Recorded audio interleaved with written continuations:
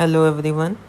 Have you seen resin soaked in water getting swelled and they shrink back when soaked in brine? So this is an example of a physical process, osmosis.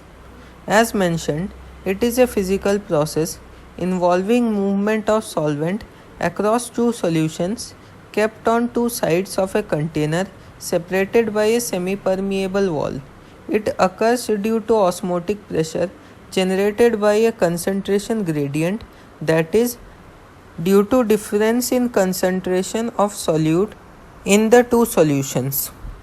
On the basis of direction of flow of solvent, we can classify a solution as hyper, hypo or isotonic solution. So let's take an example of red blood cells kept in these three environments.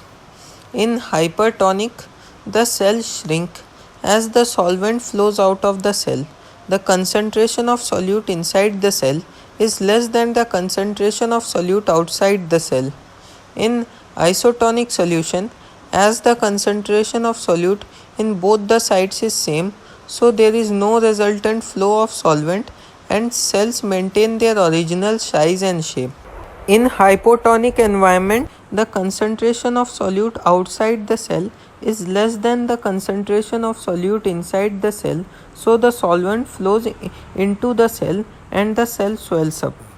So now we can say that the solvent has a tendency to move in a direction such that it reduces the concentration gradient or difference in concentration of solute in both the solutions. So about semi-permeable membrane, it is a special kind of membrane with size of pores such that it only allows the solvent molecules to flow across it. So at last, when we put any large cellular object in a hypo or hypertonic environment, why can't we see it swelled or shrinked?